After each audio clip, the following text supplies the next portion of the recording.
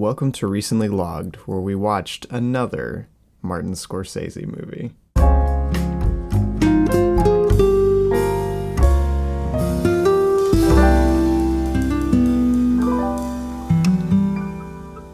Hola. Hello. Here we are. Here we are again. We're back at it again. Another episode, if you can even believe it. And this week we're doing one of our world famous what we watched episodes. I guess we do. We have international listeners. I don't know if it's world famous. World famous. World's. It's possible to know about it across the world. For those of you who do not know, the What We Watched episodes, we do not talk about any one specific movie. Instead, we talk about all of the movies we've seen since a specific point. We talk about all of the movies. All of the movies. Wow. What is that point for us this time? Because we didn't do a What We Watched segment on our last video. I was about to say, our last episode, we did a pretty long episode about Doctor Strange and the Multiverse of Madness with Yossi, and we talked about some of the movies he watched, but since we didn't cover what we watched over the course of the past week for that episode and this episode, we're going to do June 27th to July 11th of 2022. All the movies we watched in that range. Quite a few, yeah. All right. Do we want to get into it? No, let's do it. Okay, so that starts with me. On the 27th, I watched Scooby-Doo Meets the Boo Brothers. Very nice. 80s Scooby-Doo movie. This is one of the Scooby, Shaggy, and Scrappy movies. For those of you who do not know. In those movies, the gang isn't there. There's no Mr. Incorporated. There's no Fred. There's no Velma. Shaggy has no incentive to investigate anything whatsoever. There's not a whole lot of mystery solving that goes on in these. But nice. Scrappy is amazing, so that's a plus. But actually, my biggest problem with all of these, I think I've seen all of this run of movies for the Red Shirt, Scooby, Scrappy, Shaggy at this point. And my biggest problem with all of these is it's like they don't trust their main characters to lead the movie at all. And this one especially, the Boo Brothers are really annoying. And like that's how it is for all of them. Like the side characters are just really annoying and usually have way more to do than the actual characters. That sucks, because Scrappy is such a fun character. Yeah, so like most of this movie is just them kind of like doing random bits. Nice. That's about it. But it's fine. I gave it a 2.5 out of 5. Yeah, I guess it's still me. Yeah. Also on the 27th, I watched Buster Mall's Heart. I don't know what this is. I didn't see this. This is an indie movie. Okay. I'm pretty sure. It's starring Rami Malek. Oh yeah. Okay. Very weird. I'm not sure I fully liked it, but like it definitely was interesting. Okay. I think my biggest complaint about it is it does this thing where it tries to be like serious about this guy having like a lot of mental health stuff, but yet it also kind of seems like it's treating him as a joke sometimes. Oh no. Which is not great. not a plus. When it's like a really like serious like thing that happens, it's a whole thing. But like the filmmaking was neat. Rami Malek's performance was good. I just don't fully know how I feel about it. I would need to watch it again. Okay. I gave it a 3.5 out of 5. Not too shabby. And on the 28th, I got on the phone with my good buddy Luke, friend of the podcast, and we watched Doctor Who: The Christmas Invasion. We actually watched another Doctor Who episode, which Luke claims to be the best of the series, which it was pretty great. Like, I'm not gonna lie. But we also watched the first David Tennant episode, Christmas Invasion, and it was pretty good. Had you not seen it before? I had never seen it before. I've seen that episode. Yeah, no, it was fun. David Tennant is fun. Yeah, so. I was about to say I've seen most of the David Tennant Doctor. He's a good one. But yeah, I give it a 3.5. I thought it was a lot of fun. Then on the 29th, together as a combined collective, we watched Catch Me If You Can. Yeah, Steven Spielberg. My second or third time watching. I think second. This was like my fourth time watching it. I don't remember. One of my favorite Spielberg movies. I really love Catch Me If You Can. DiCaprio is really fantastic in it. Tom Hanks is really fun in it.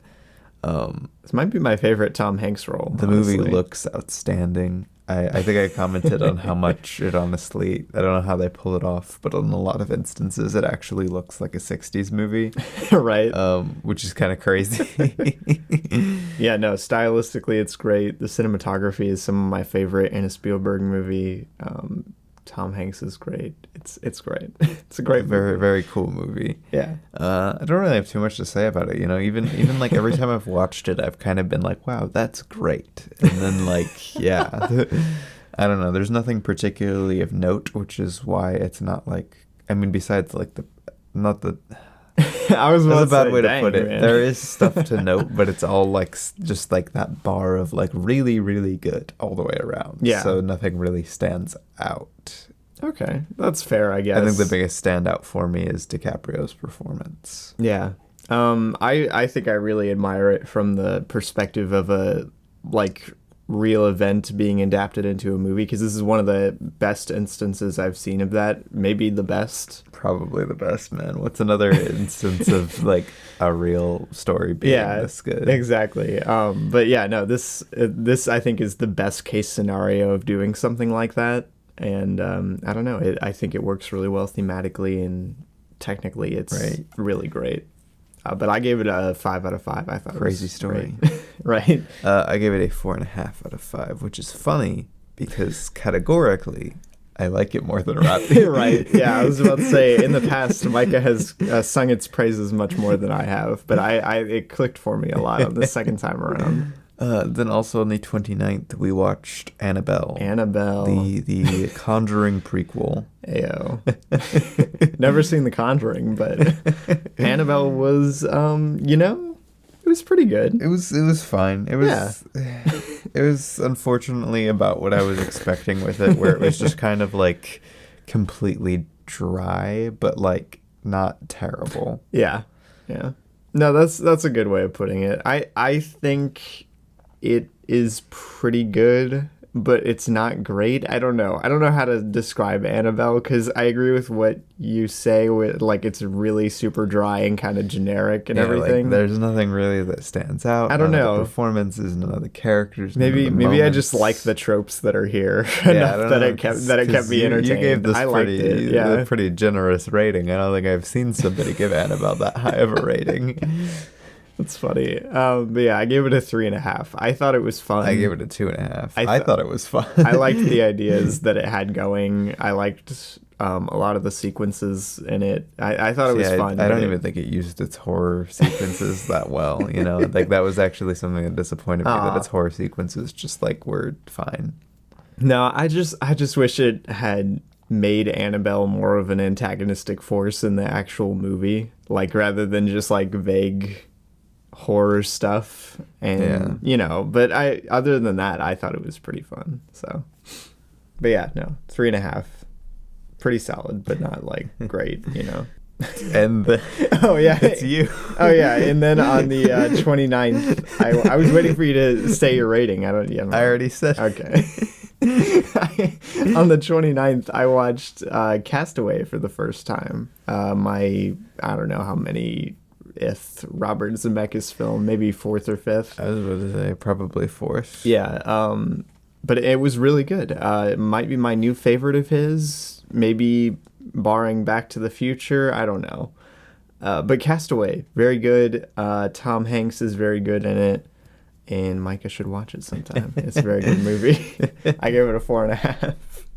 Then also on the 29th or maybe the 30th, I dropped it back to the 29th because that's when its anniversary was. Yeah. And we started it then, and that's the only time I'll do that.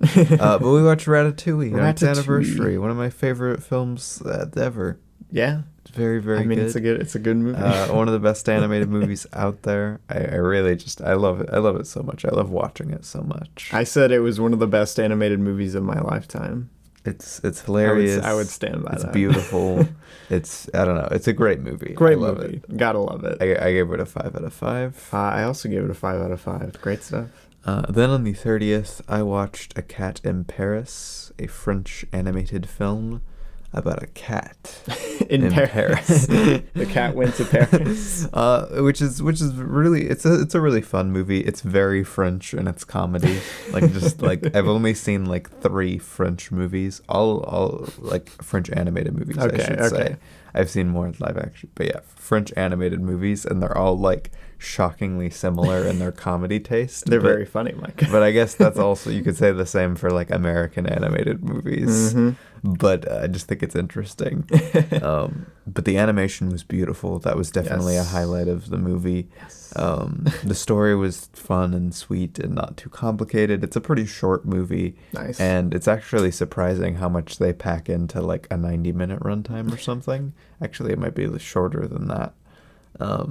I know a lot of people who really like this movie. I can't wait to watch it. It's a really neat movie. It's really funny. It's really cool. And yeah, definitely the animation. I gave it a 4 out of 5. And then on the 1st of July, our very first movie we watched in July, we watched Scooby-Doo and the Gourmet Ghost. Heck yeah. Scooby-Doo and the Gourmet Ghost. Featuring Bobby Flay. The big Food Network crossover for Scooby-Doo. What's the Venn diagram look like for the Scooby-Doo fan base and the Food Network fan base? So I've said it a couple times before on the podcast, but I'm doing a thing where I'm trying to watch every single Scooby-Doo movie. Good luck. So that's why so many Scooby-Doo movies have been popping up. But yeah, Scooby-Doo and the Gourmet Ghost. This is a weird one. Pretty fun. It is pretty fun, though. Say. Master Shake is here. I don't know why, but he's here, and he's very similar to I don't understand.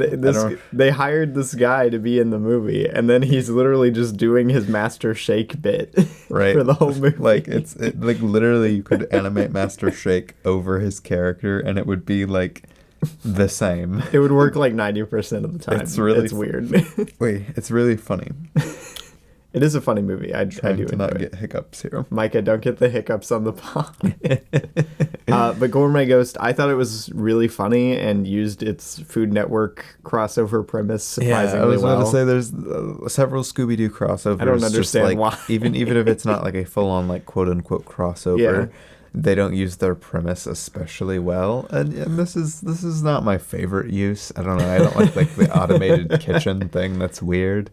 But like it still works well, and I like having a story relating to cooking, and the Gourmet Ghost villain is really fun. Yeah. But it is also really goofy that it has to do with the Revolutionary War. It's kind of a goofy movie on the whole, really.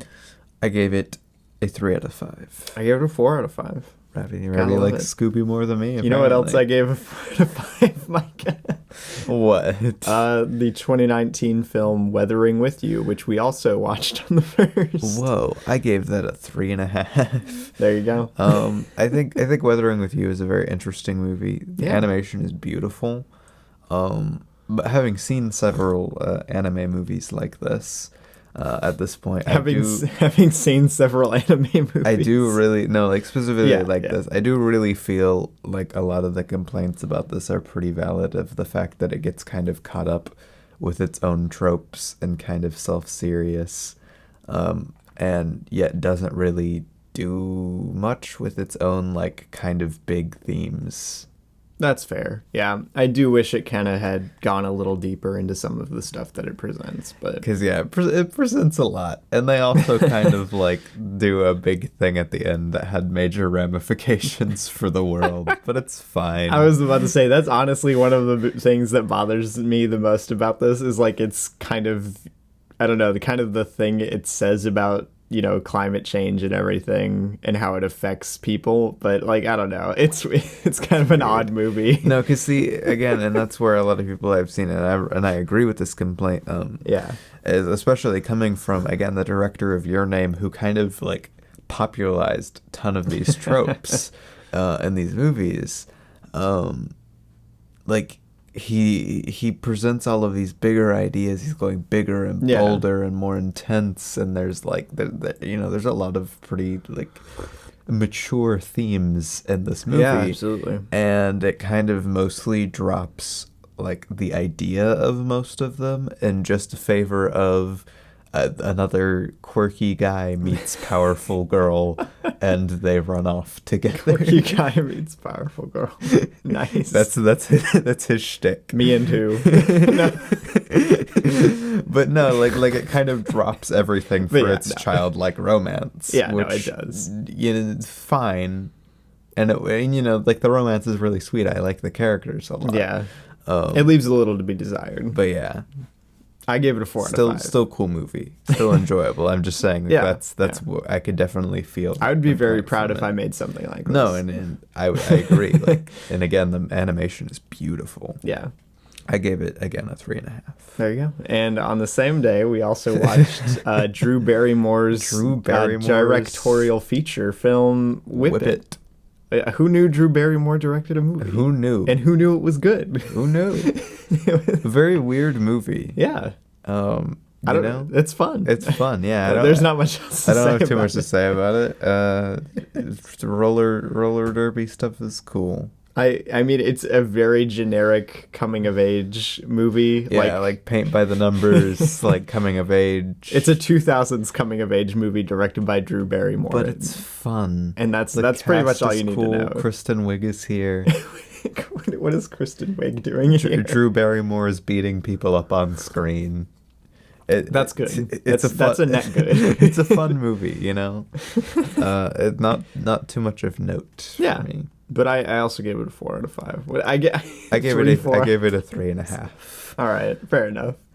And then later that very same night. My goodness, we watched a lot of movies.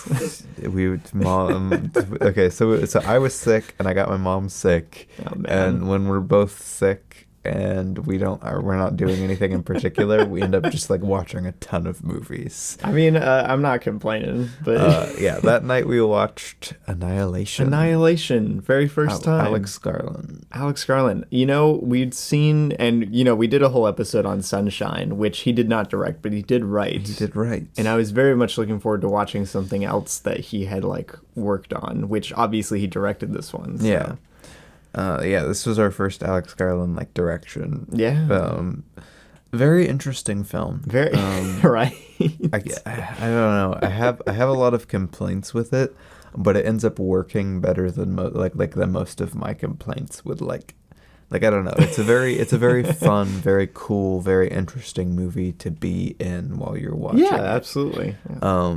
But I do think its screenplay definitely leaves a lot to be desired. That's interesting. I don't know how I feel about it entirely yet. I put it in my top 50 after we finished watching it, and I genuinely don't know how I feel about some of its writing choices. I don't know. It's very weird. I don't know. It feels very flat in a lot of instances to me, and I really wish it used its really, really, really cool premise. Right. And really, really, really cool visuals and visual horror and cool stuff like a little bit more. Like, I just wanted so good. That's fair. Like so many things in the Shimmer, I'm like, that's the coolest thing in the world.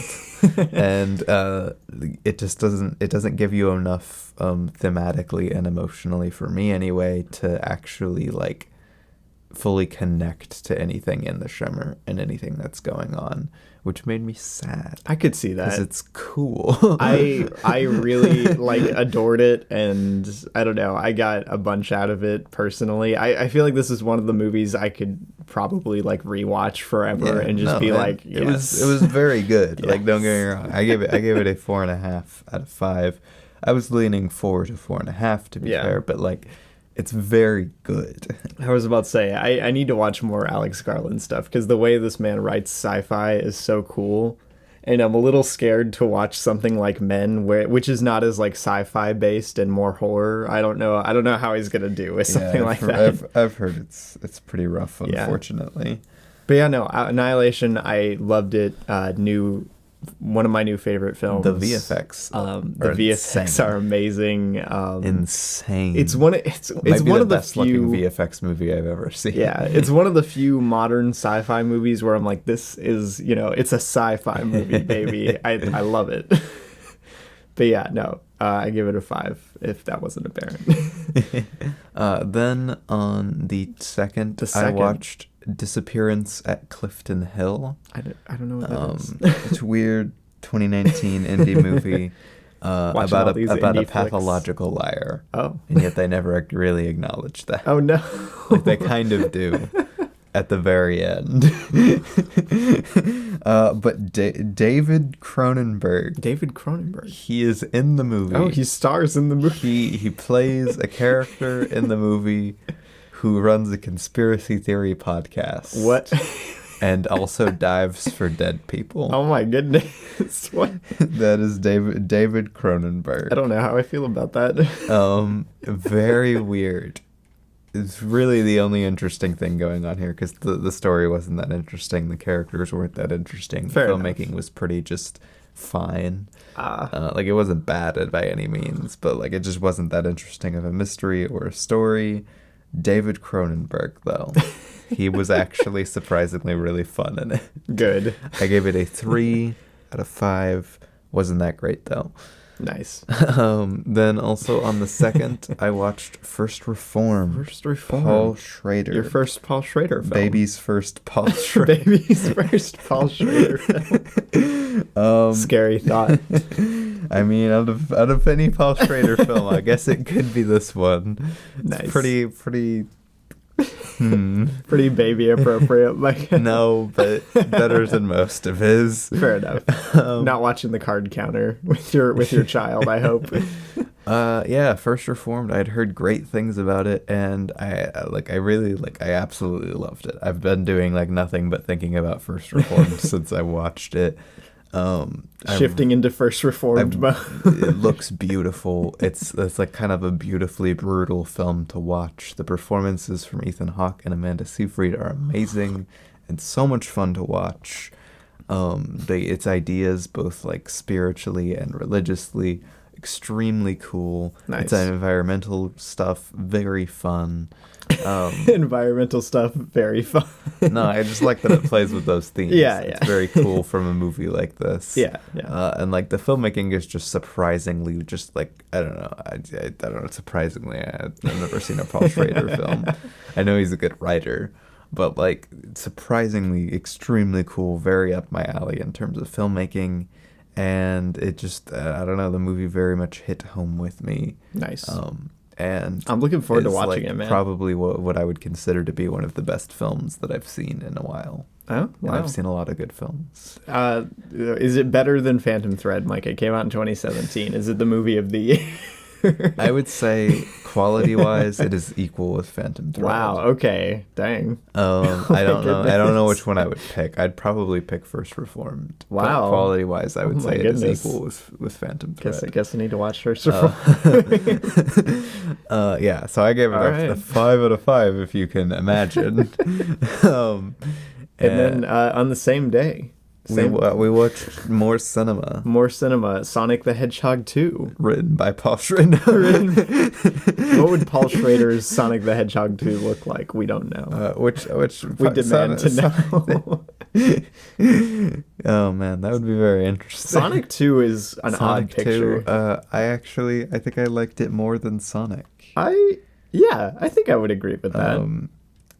You know, I have a lot of problems with the first Sonic, especially being a longtime Sonic fan. Yeah.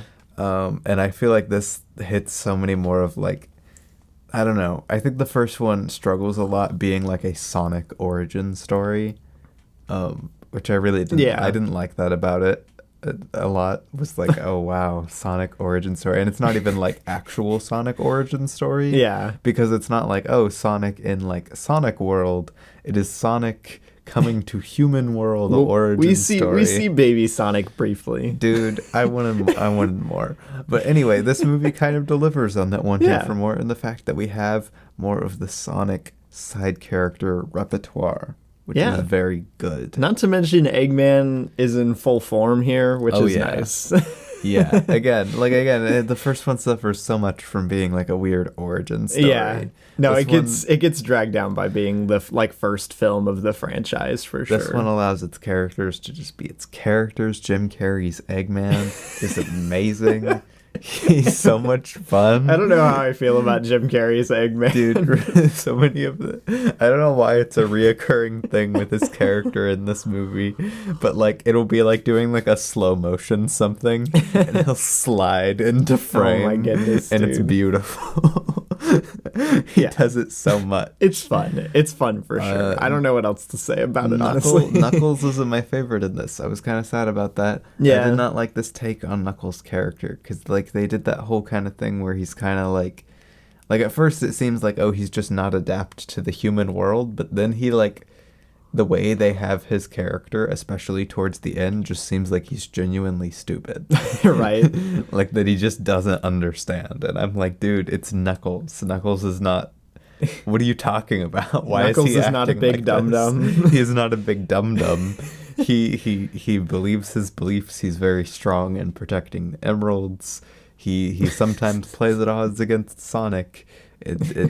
But like, and he got tricked by Eggman in this, but that does not mean he should be stupid. Micah wants like a character duel kind of thing with the prestige between Knuckles and Sonic. That is not. That's that what is he not wants. true. That's Save what he wants for that Sonic for save 3. that for the rated R Shadow movie. Oh my goodness. No, but I like that. That is one thing that genuinely annoyed me, because I really like Idris Elba as Knuckles. I think that's a really cool a fun voice casting, casting choice. Idris Elba needs to be in more comedies. and Is my conclusion. And I just thought by the end that Knuckles kind of annoyed me, even though he's one of my favorite characters from like Sonic canon. Yeah, I don't know. There's a lot to discuss, especially as a Sonic fan. But I don't know. I think on the whole, Less James Marsden. yeah, less James Marsden. More Sonic lore. James Marsden stuff in this movie is a lot funnier, I will say. Yeah, and I was about to say, and the human stuff, which there is less of, is a lot funnier, because it's like they're Small not doing dose. too much. They're just like, here's this goofy thing that's happening. Right. It kind of plays off the Barb and Star energy, which we need more of in modern cinema. So yeah, cool movie. I gave it a 3.5. I also give it a 3.5. I was trying to see what that was. We watched it. It wasn't good. On the 3rd, we watched July 3rd. We watched America: The Untold Story, which was a little like half-hour thing that we watched. Our church was played it for our 4th of July service kind of thing, and it was fine. You know, it's like a historic video documentary. It's the kind of thing you would see on like the History Channel or something. No, in a museum, in like one of those really kind of like lame movie exhibits. Yeah, that's a good way to put it. It has some cool stuff in it, and it has like some interesting choices narratively, like in its production, but like other than that, it's pretty boring. So they were like, Mama, Papa, Mama, look, it's America. It's America, the untold story. But I didn't like it. I didn't like it either. I gave it a 3 out of 5. I thought it was all right. Then on the 3rd, we watched Wild Strawberries by Ingmar Bergman. Another Bergman film. Cool movie. He's a good director. Bergman. Who'd have thought it? Shout out to Ingmar Bergman. He's a cool filmmaker. I fear for his childhood. Yeah, no, Wild Strawberries. What to say about Wild Strawberries? It's a very cool. I love this movie. Like that, it's Ingmar Bergman, like a little bit more unhinged filmmaking wise compared to Autumn Sonata, because Autumn Sonata kind of letting loose. Autumn Sonata kind of banks off of its realism, even though it kind of breaks the fourth wall. Right. But this very much has the opportunity to have a lot of fun cinematic things. The nightmare sequences are so cool. Dude, the nightmare sequences are so good in this. That's like, it's super sick. That's a standout, really. And like just scene to scene, it's so great. It's so interesting to watch these characters unfold. Ingmar Bergman has such a really, really unique and cool understanding of what it means to be like a person. Yeah. And he uses that to interesting effect, because usually it's what it means to, like, in his films, it's usually what it means to be kind of like a sad, jaded person. Yeah.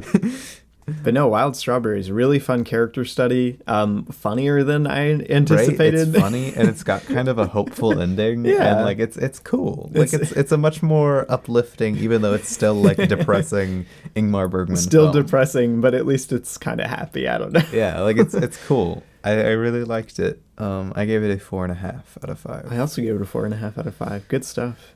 Then Same day we watched new Michael Mann movie. Mann. Well, not a new Michael Mr. Mann. New to us. New to us. We watched Collateral. Collateral. It was Tom Cruise. It was Tom Cruise's birthday. So we're like, we're going to watch a Tom Cruise movie, and we watched Collateral.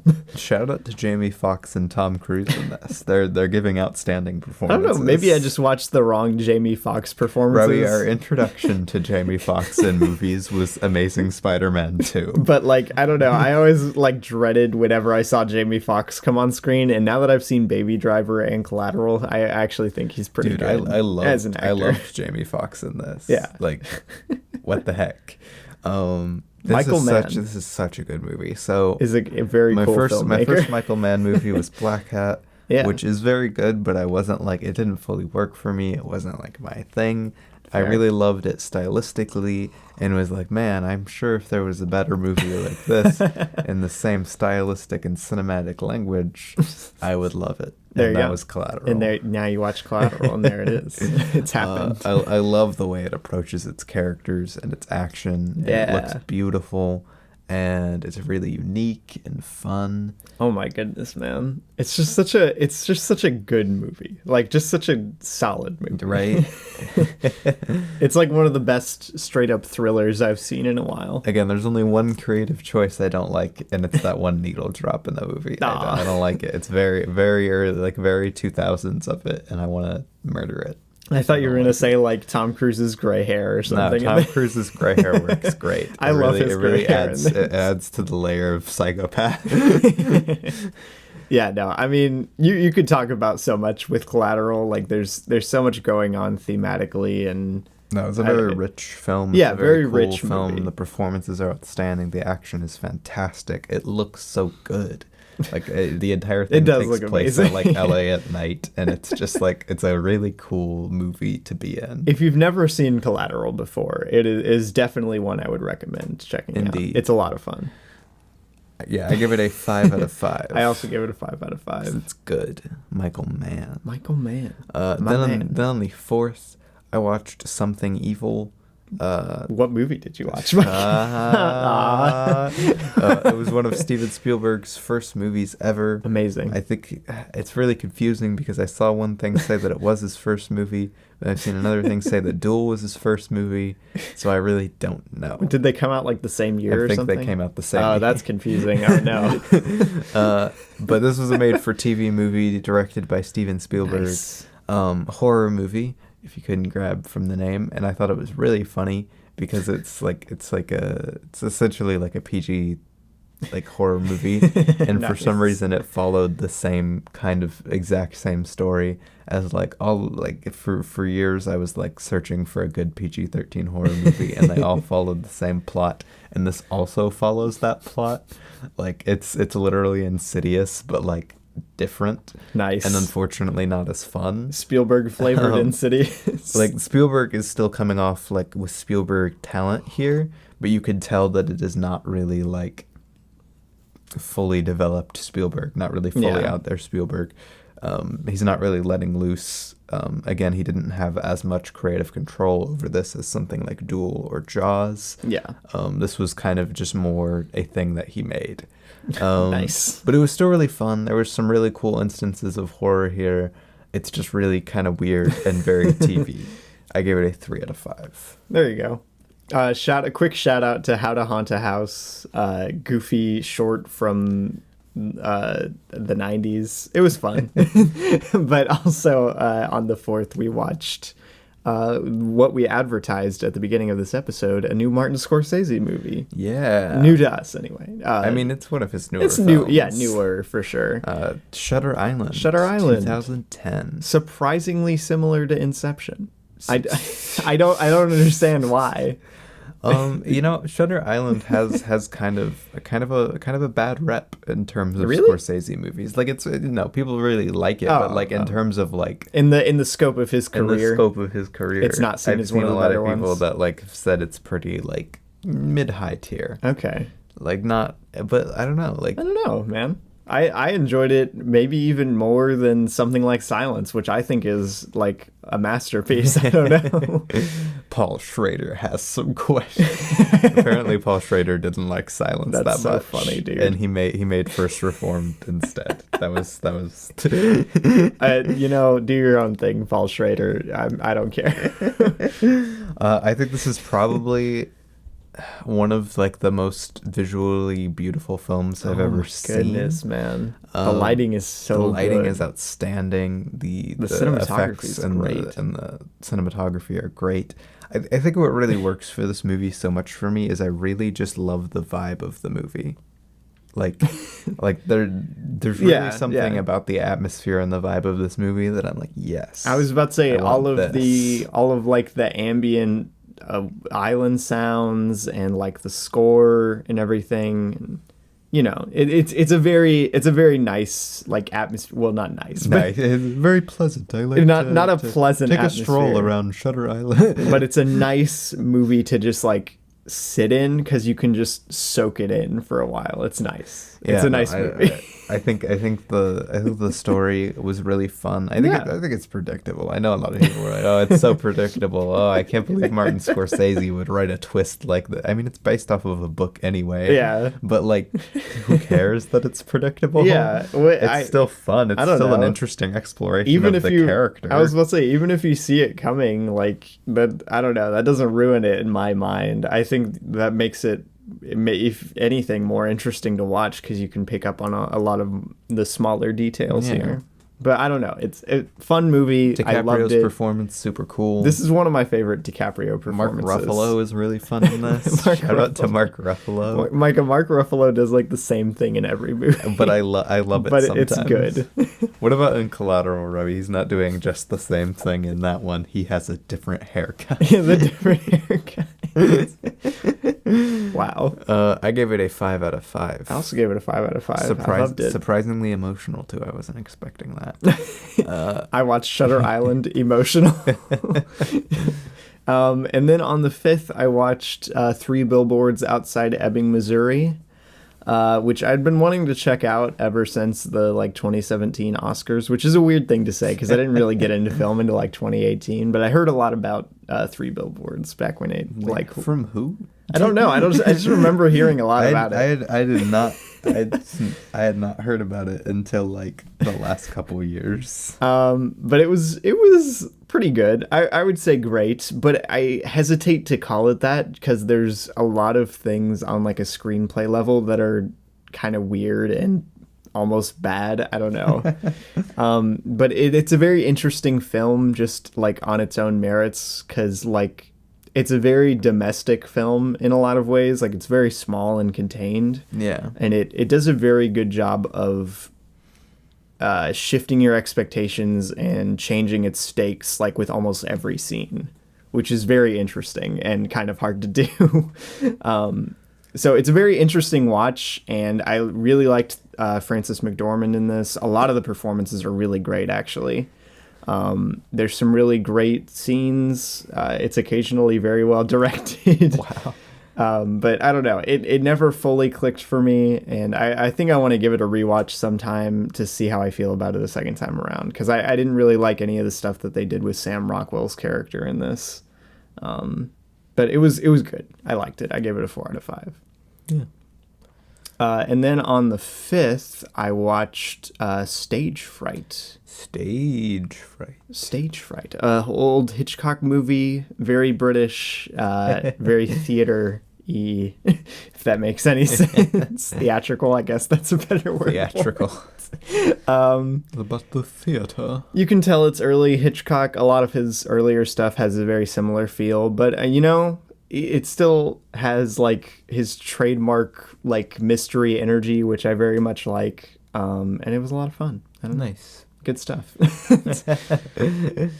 And then on what did you rate it? Oh, right. I gave it a 3.5. Then on the 6th, I watched Scooby-Doo and the Samurai Sword. The Samurai Sword? Samurai Sword. Which unfortunately was not very good. Dang. Which makes me sad. It was not especially funny. It was not especially interesting of a mystery. And on top of that, for some reason, even though the Scooby-Doo series on a whole has been extremely influenced by Japanese animation, almost every film is done by a Japanese animation studio. Right. It's kind of racist to Japan in that. No. like more so than you'd think. Like, I don't know. Like, it really feels like most of the Japanese characters, of which there are a lot of Japanese characters, are stereotypes and say like have really bad dialogue, and the music choices even seem racist, and like it's really, really weird. It feels less like homage and respect for the culture and more like a bad parody of it. Yeah, and there's like this one really like absolutely wild moment that I just don't even know how to describe, except like I can't picture why it was made as a creative decision in the movie. Like, they're having this kung fu thing from all around the world. There are martial artists coming over. Daphne is one of them, one of the top martial artists in the world, right? And they're talking about all of these martial arts masters, and the one from Japan is like this big like buff dude who like they call like Mad Dog or something, and he acts like a dog the entire movie. Oh no! Like he has a collar. He eats from a dog bowl. Oh my god! I'm like, what is happening? I hate this. Who wrote this down? Who thought of this and then put it on paper? So yeah. Yikes. A lot of things that I really didn't like about it. It's a yikes for me. The end fight was fun. That's about the only thing that it has going for it. We have Scooby as a samurai and Shaggy also as a samurai working together. I did see part of that fight. It was pretty cool. That was fun, but I gave it a 2-star, and I will probably never watch it again. Fair enough. Then also on the 6th, watched Nathan For You, Finding Francis. Yeah, I caught like the last half of it. Very, very good. Surprisingly good.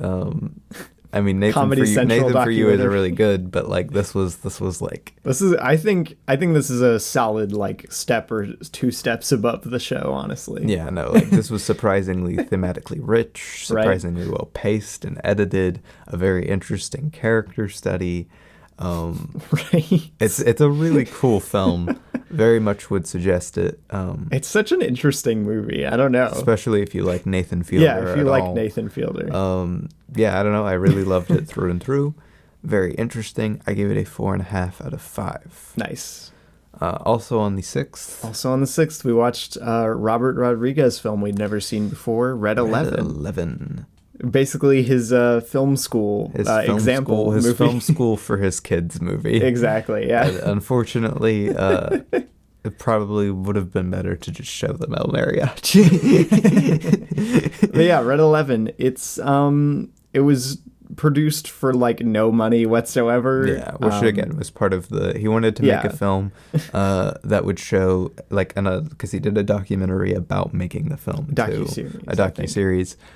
To show a bunch of filmmaking tips and stuff for how you could make a movie on a low budget. Yeah. Which, to be fair, this movie does a really good job of making you forget that it's like extremely low budget. Honestly, if the screenplay was a bit better on this, I probably would have given it like a 4 or something. Yeah, it looks pretty great for what it is. The screenplay kind of sucks. Yeah, no, it's not great. It's really muddled.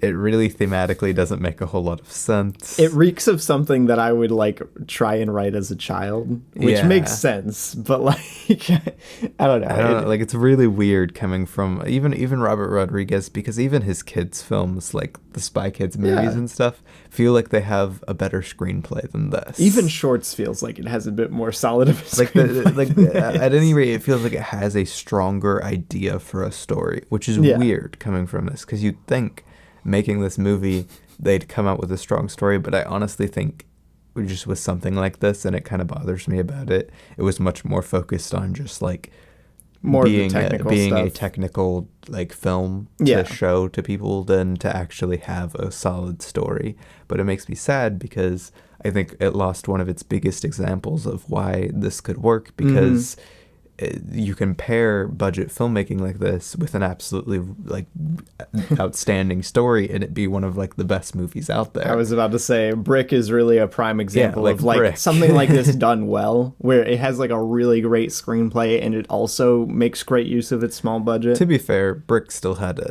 quite a bit bigger budget than this. Bigger budget than this. It had about like a $25,000 budget, which is still ridiculously super small. But like this had a like $7,000 budget or less, which is insane. Which is dumb. And again, it does a really great job of making you forget that it's that low budget. Yeah, that's ridiculous. But no, it just didn't really work for me. And the story was so weird and muddled and confused and like I don't know. I gave it a 2.5. I gave it a 3. I thought it was fine. It's cool. It's fine. Yeah. But like I probably wouldn't watch it again. I have a feeling I'll probably enjoy watching the docuseries more than this. But yeah. Then on the 7th, I watched Scooby-Doo and the Ghoul School. It's the Ghoul School? The Ghoul School. Okay. The best of the Red Shirt Shaggy. I guess I need to watch that one. I want to watch something with Scrappy in it. Scrappy raps at the end. Yes. They pull out a beatbox and he raps the end of the movie. Real. It's very weird. This is probably the best of these movies because it actually gives some reason for Scooby, Scrappy, and Shaggy to be doing anything. Yes. It actually gives them a purpose and a motive, but even then, not quite enough because, again, they do the same thing that they do with all of these movies. The whole premise of this is like Shaggy and Scooby and Scrappy take a job as gym teachers at a school. It's a workplace comedy. But when they get to the school, it turns out that it is a ghoul school. And all of the young girl students who are there are the children of famous monsters. What? You have the daughter of Dracula. You have the daughter of Frankenstein. You have the daughter of the Mummy. You have the daughter of just some ghost. What? That is the premise. But the entire time, because Shaggy and Scooby are scared, they're like half wanting to leave. And Scrappy's like, no, guys, we've got to teach. We got to do it. And they're like scared. But then once they get to the volleyball tournament, which the movie centers around, and they find the other guys, the military boys who they're competing against. Oh my gosh. Scooby and Shaggy get really into it. But then once the parents show up, they get super scared again. And at the end of the movie, they're like, we got to get out of here, even though they seemed really happy with their job. It's so weird. I don't know what's up with this run of Scooby-Doo movies, but they did not know what to do with Scooby and Shaggy as characters. I need to watch this movie. Hearing you describe it, I need to watch it. If I hear Scrappy-Doo rapping in a movie, I need to watch it. I'm pretty sure this is... No, I think that's Boo Brothers, actually.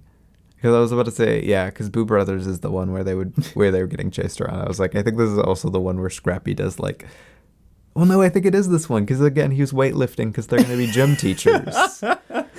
I think this is the one where he falls out of the back of the van. Yeah, no, I saw that part holding a when weight, you were watching this. And then like crunches up while smiling and being like, come on, guys, it'll be fun. He is insane. Also, shout out to the lady who checked us out at Barnes & Noble when we went for the Criterion half-off sale. This was her favorite Scooby-Doo movie. She said this was her favorite Scooby-Doo movie. Scrappy says puppy power in this one, yeah. too. I thought that was like a trademark of his. No? He doesn't say it all the time. But I gave it a 2.5, but this was definitely my favorite. We spent way too long, but it's so much fun.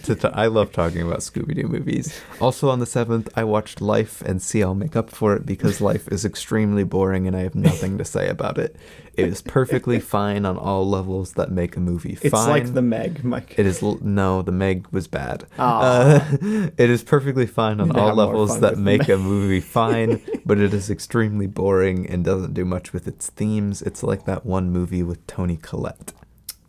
That space movie that you didn't watch. Okay, I was about to say I don't know what Toni Collette movie you're referencing here, but yes, okay. I gave it a 2.5. Fair enough. Then on the 8th, we watched National Treasure. National Treasure, certified childhood classic. And man, I gotta get to work. We gotta we gotta go fast. National Treasure is so much fun. I could quote every line of it. The score.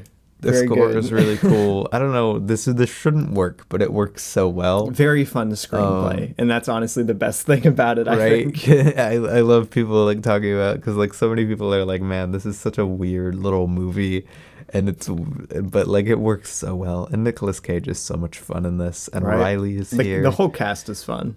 So yeah, works really, really well. Yeah. 4.5, baby. Then on the 8th, I watched Before We Go, or at least most of it. Directed by Chris Evans. I watched part of it. Very weird movie. It's perfectly fine, you know? Like, that was my takeaway from it. Like, it's a fine movie. Chris Evans Before trilogy. Chris Evans Before trilogy, but like not the charm that I imagined the Before trilogy has, because it was just kind of fine. It's interesting. I don't really have anything to say about it. The direction was fine. The cinematography was fine. The acting was fine. There you go. It had nice jazz. Nice. I will say that. I gave it a 3 out of 5. Very good.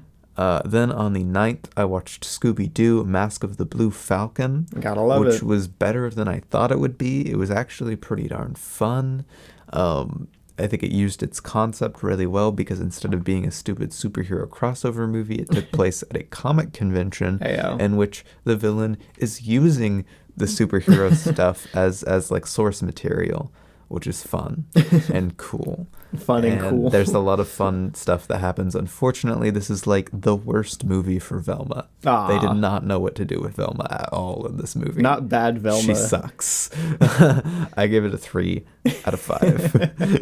Fair enough. Then on the 9th as well, we watched Despicable Me. Despicable Me. It was its anniversary. 12th anniversary? 12 years old. Man.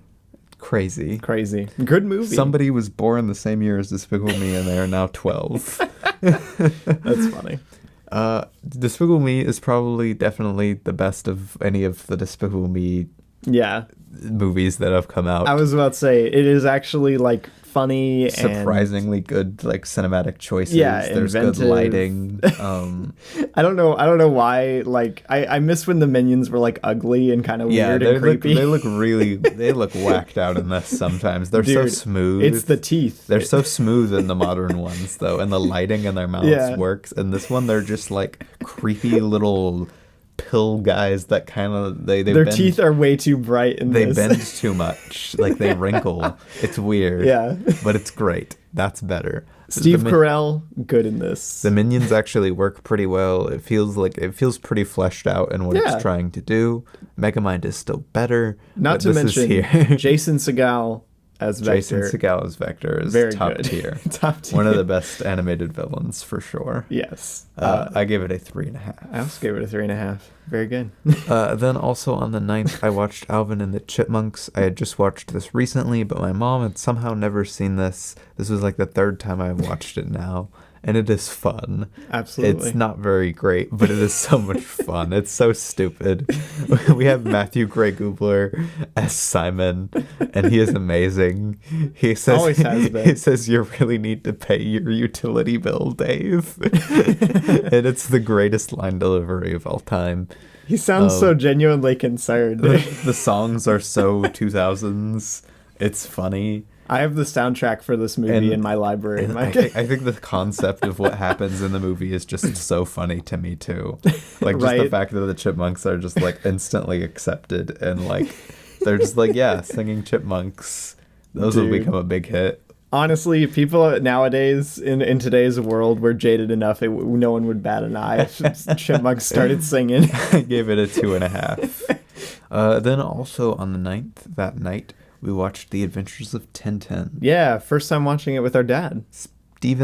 Steven Spielberg. Gotta love it. And again, another movie that categorically I liked more than Robbie. He ended up giving a 5. I don't know. I gave a 4.5. This is the season of me realizing that all Spielberg movies are masterpieces. I think. I love Tintin. I've always loved the comics a lot. We grew up reading them at the love library. The comics. Who doesn't love They're the comics? They're so cool. Shout out to Breadsword. Seriously, go watch his video on this. It really does give you a whole new layer to this. Because I always loved the movie, but there's really a lot that makes this a really special movie on top of it just being really fantastic. On top of it being like a technical masterpiece. A technical miracle, too. And a great... No other mocap movie worked. Right? This worked. But like, and a great adaptation of the comics. It's also a really nice love letter to the comics in general and the writer. The creator, which is just, it's really cool. Yeah. And the story behind it and the fact that Spielberg was the only one allowed to make a movie, it's cool. I'm gonna give a Spielberg exclusive rights to make a movie about my life. And die and give Spielberg exclusive rights. I gotta pick a good director to make a movie about something that I made. But yeah, again, I give it a 4.5. I really, really love it, though. Yeah, I give it a 5. It's just so good. Then yesterday we watched three movies. Three movies. Last 3. Guys. We watched The Other Woman. The Other Woman, directed by Nick Cassavetes. Heck yeah. Somehow the son of John Cassavetes of Woman Under the Influence and Mikey and Nikki. I don't know how this is a thing. His son directs a pretty good rom-com. Like, what? But this is surprisingly really funny. I don't like so Cameron Diaz. It didn't look very interesting. Nicki Minaj is here for some reason. Nicki Minaj. And for some reason gives a good performance. Nicki Minaj is actually great. I don't understand what happens in this movie because none of it should work. And it works so well and is really funny throughout. And on top of the fact that it was like originally rated R and they got it on appeal to make it PG-13, so which funny, you think would be really weird.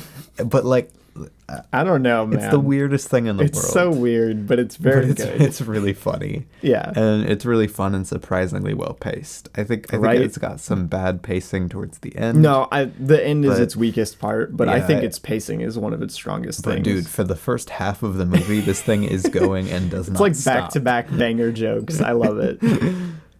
Weird, the equivalent of live-action Simpsons. Yeah, kind of. I give it 4 out of 5. Good stuff. 3.5. Then my girlfriend came over and with the prospect of watching 2 of her favorite movies with us. Which we did. We watched it. We watched Scream for the first time. Yeah. Wes Craven, super cool movie. Very first time ever watching it. I give it a 4.5 this time around. So did I. But I can maybe see giving this higher in the future. I said to myself, I'm like, I'm gonna give it a 4.5, but honestly, I think if I like it, like if I enjoy it even a smidge more on a rewatch, it's gonna go to a 5. Because like the performances are absolutely outstanding, and there's something really kind of infectious about this movie in terms of how fun it is to watch. It's a really like spellbinding movie, and the way it interacts with like the mythos of horror and just like intertextuality and stuff like that is really interesting and really fun. And like you said, it's just a really fun movie to watch on top of all that. And again, watching it with my girlfriend was really fun. She's been trying to watch this with me for forever now. Very, very cool. My goodness, Scream. Great movie. Scream. Can't wait to see more of Wes Craven's stuff. Can't wait to see more Scream movies, Love too. the wide-angle lenses. Dude, there's so many wide-angle lenses. I keep saying I miss when you could feel cameras moving in movies, and this is one of the movies where you can feel the camera moving. And I'm like, yes. Then also that very same day, we turned on Demolition. Heck yeah. Which is a very interesting movie. Jake Gyllenhaal. Yes, indeed. I forget how to say the name of the director. He's French, I'm pretty sure. Ooh, French director. I don't know. I don't know the name. It's like Jean-Marc Vallée.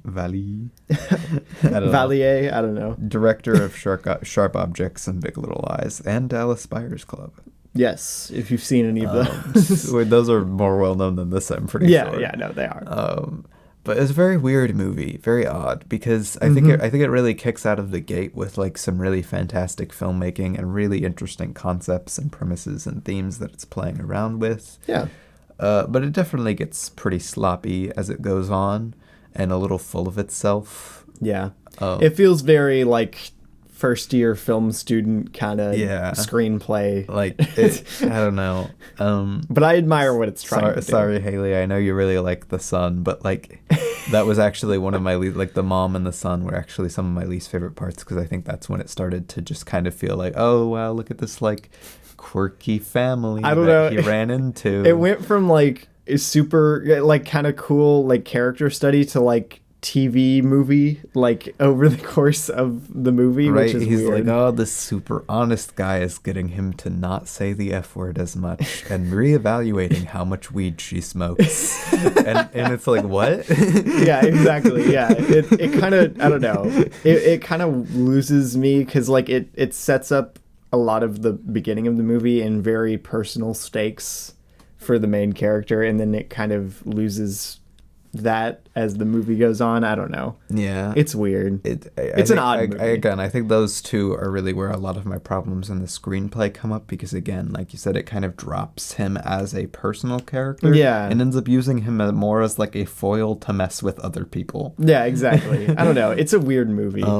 But that being said, I really enjoyed it. Yeah. It's really, really fun.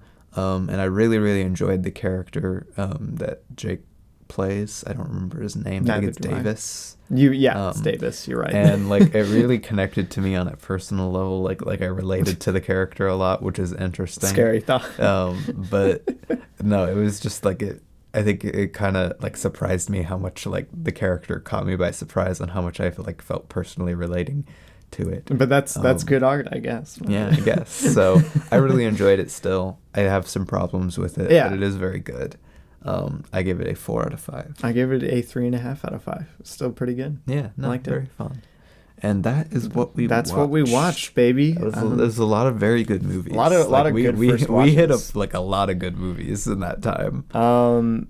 Quick rundown. Some of the hits that you need to go check out.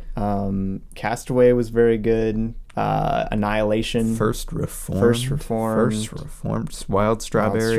Collateral. Shutter Island. Finding Francis.